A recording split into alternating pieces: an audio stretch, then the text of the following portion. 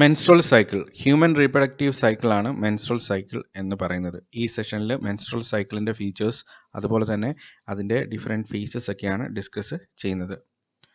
Reproductive ഏജിലുള്ള human females ഓരോ മാസവും എക്സ്പീരിയൻസ് ചെയ്യുന്ന സൈക്കിൾസ് ഓഫ് ഹോർമോണൽ ആക്ടിവിറ്റിയാണ് മെൻസ്ട്രൽ സൈക്കിൾ അല്ലെങ്കിൽ ഹ്യൂമൻ റീപ്രൊഡക്റ്റീവ് സൈക്കിൾ എന്ന് അറിയപ്പെടുന്നത്. ഇതിൻ്റെ മീഡിയൻ ഡ്യൂറേഷൻ എന്ന് പറയുന്നത് 28 ദിവസമാണ്. ഒരു ലൂണാർ റിതമാണ് മെൻസ്ട്രൽ സൈക്കിൾ ഫോളോ ചെയ്യുന്നത്. എന്നിരുന്നാലും 21 തൊട്ട് 35 ദിവസമൊക്കെ ഡ്യൂറേഷൻ വേരിയേഷൻസ് ഒക്കെ ഹെൽത്തി ആയിട്ടുള്ള ഫീമെയിൽ അഡൽട്ട്സ് കാണിക്കാറുണ്ട്. ഇതിനുള്ള കാരണമെന്ന് പറയുന്നത് ഓരോ ഇൻഡിവിജ്വൽസിലും ഉള്ള ഹോർമോണിൻ്റെ ലെവലും അതുപോലെ തന്നെ റീപ്രൊഡക്റ്റീവ് സിസ്റ്റത്തിൻ്റെ ബയോളജിയിലും ഉള്ള വ്യത്യാസമാണ്. With every cycle a woman's body prepares for a potential pregnancy. പ്രഗ്നൻസിക്ക് കറസ്പോണ്ടിങ് ആയിട്ടുള്ള പ്രിപ്പറേഷൻസ് ആണ് ഓരോ സൈക്കിളിലും സ്ത്രീയുടെ ശരീരം കടന്നു പോകുന്നത്. അതായത് ഓവറിയിൽ ഓവുലേഷൻ എന്ന് പറയുന്ന പ്രോസസ്സ് പ്രൊമോട്ടഡ് ആവും. അതുപോലെ തന്നെ യൂട്രസിൽ ഇംപ്ലാന്റേഷനെ പ്രൊമോട്ട് ചെയ്യുന്ന തരത്തിലുള്ള ഫീച്ചേഴ്സ് ഡെവലപ്പ് ചെയ്യും. 3 ഫേസുകളിലൂടെയാണ് മെൻസ്ട്രൽ സൈക്കിൾ പ്രൊസീഡ് ചെയ്യുന്നത്. First phase follicular phase, then ovulatory phase, then luteal phase. ഈ 3 ഫേസുകളെയും ആ ഫേസുകളിൽ ഉണ്ടാകുന്ന ചേഞ്ചസും ഒക്കെ റെപ്രസെൻ്റ് ചെയ്യുന്ന ഒരു ഡയഗ്രമാണ് നിങ്ങളിവിടെ കാണുന്നത്. ഈ ഡയഗ്രത്തെ ബേസ് ചെയ്തിട്ടുള്ള എക്സ്പ്ലനേഷൻ ആയിരിക്കും ഇനി ഉണ്ടാവുന്നത്. മെൻസ്ട്രൽ സൈക്കിൾ എന്ന് പറയുന്ന റീപ്രൊഡക്റ്റീവ് സൈക്കിൾ കംപ്ലീറ്റ്ലി ഹോർമോണൽ കൺട്രോളിലാണ്. അപ്പോൾ അതിനെ കൺട്രോൾ ചെയ്യാൻ വേണ്ടിയിട്ട് ഏതൊക്കെ ഹോർമോൺസ് ആണ് ആക്ട് ചെയ്യുന്നതെന്ന് നമുക്കൊന്ന് അനലൈസ് ചെയ്യാം. Follicle stimulating hormone, luteinising hormone, then oestrogen and progesterone. Menstrual സൈക്കിളിനെ കുറിച്ച് ഡീറ്റെയിൽഡ് ആയിട്ട് നമ്മൾ മനസ്സിലാക്കിയെടുക്കേണ്ടത് അല്ലെങ്കിൽ അവിടെ എംഫസിസ് കൊടുക്കേണ്ടത് അതിൻ്റെ ഹോർമോണൽ റെഗുലേഷൻ തന്നെയാണ്. ഫോളിക്കുലാർ ഫേസ് എന്ന് പറയുന്ന first stage of menstrual cycle, അതിൻ്റെ ഡീറ്റെയിൽസിലേക്ക് നമുക്ക് പോകാം. അപ്പോൾ ഈ ഡയഗ്രത്തിനകത്ത് നോക്കുകയാണെങ്കിൽ ഏറ്റവും മുകളിൽ ഡേയ്സ് ആണ് കാണിച്ചിരിക്കുന്നത്. ഇതിൻ്റെ ഡ്യൂറേഷൻ എന്ന് പറയുന്നത് ഫോളിക്കുലാർ ഫേസിൻ്റെ ഡ്യൂറേഷൻ എന്ന് പറയുന്നത് 1 to 14 ഡേയ്സ് ആണ്.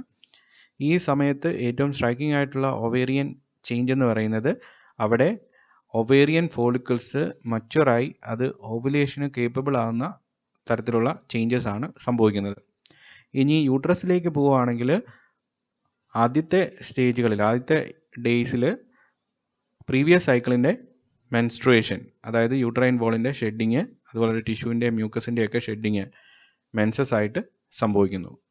അത് ആവറേജ് ഡ്യൂറേഷൻ എന്ന് പറയുന്നത് 3 to 7 ഡേയ്സ് ആണ്.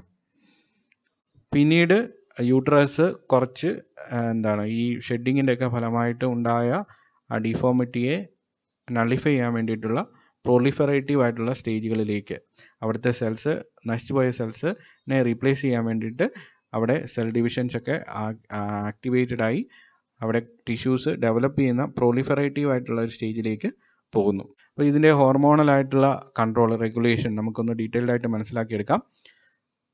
ഈ പർട്ടിക്കുലർ സ്റ്റേജ് ഇനീഷ്യേറ്റഡ് ആകാനുള്ള കാരണം FSHും LHും ആണ്. FSH and LH are released from the brain and travel in the blood to the ovaries. അപ്പോൾ ഓവറിയിൽ അങ്ങനെ എത്തിക്കഴിയുമ്പോൾ FSHും LHും അവിടെയുള്ള ഒവേറിയൻ ഫോളിക്കിൾസിനെ ഏകദേശം 15 തൊട്ട് 20 ഒവേറിയൻ ഫോളിക്കിൾസിനെ ആക്ടിവേറ്റ് ചെയ്യിക്കും, സ്റ്റിമുലേറ്റ് ചെയ്യിക്കും, അതിൻ്റെ ഗ്രോത്തിനെ പ്രൊമോട്ട് ചെയ്യിപ്പിക്കും. ഇങ്ങനെ ഏകദേശം 15-20 ഒവേറിയൻ ഫോളിക്കിൾസ് സ്റ്റിമുലേറ്റഡ് ആയി കഴിഞ്ഞാൽ ഈ FSHും LHും വേറൊരു ഹോർമോണിനെ ഫീമെയിൽ സെക്സ് ഹോർമോൺ ആയിട്ടുള്ള ഈസ്ട്രോജൻ്റെ ലെവലിനെ ഇൻക്രീസ് ചെയ്യിക്കും.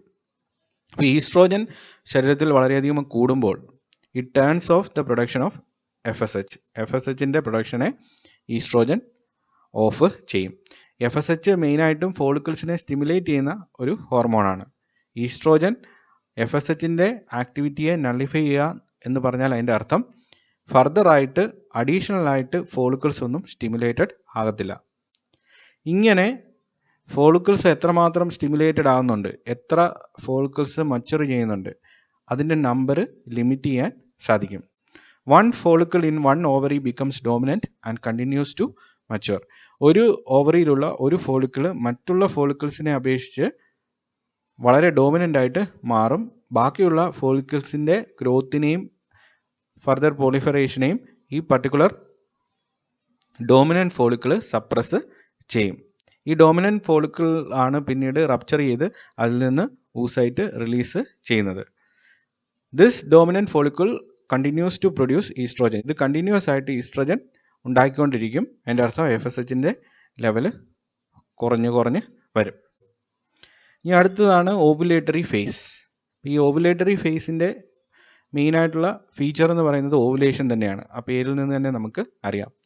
ഇത് മെൻസ്ട്രൽ സൈക്കിളിൻ്റെ ഒരു മിഡ് പോയിന്റിലാണ് സംഭവിക്കുന്നത്. അതായത് 14th ഡേ ആണ് ഏറ്റവും ഐഡിയൽ ആയിട്ട് പറയുന്നത്. 12 തൊട്ട് 17 ദിവസം വരെ ഏത് സമയത്ത് വേണമെങ്കിലും ഓവുലേഷൻ സംഭവിക്കാം. എന്നിരുന്നാലും ഐഡിയൽ ആയിട്ടുള്ള മീഡിയൻ ലെങ്ത് 28 എന്നാണ് നമ്മൾ കൺസിഡർ ചെയ്യുന്നതെങ്കിൽ 14ാമത്തെ ദിവസമാണ് ഓവുലേഷൻ സംഭവിക്കുന്നത്. അതായത് ആ ഡോമിനൻ്റ് ആയിട്ടുള്ള ഫോളിക്കിള് ഗ്രാഫിയൻ ഫോളിക്കിൾ എന്നാണ് പറയുന്നത്. അത് മച്വർ ചെയ്ത് അത് ഊസൈറ്റിനെ റിലീസ് ചെയ്യുന്നു, സെക്കൻഡറി ഊസൈറ്റിനെ റിലീസ് ചെയ്യുന്നു. ഓവുലേഷൻ എന്ന് പറയുന്ന പ്രോസസ്സ് നടക്കുന്നു.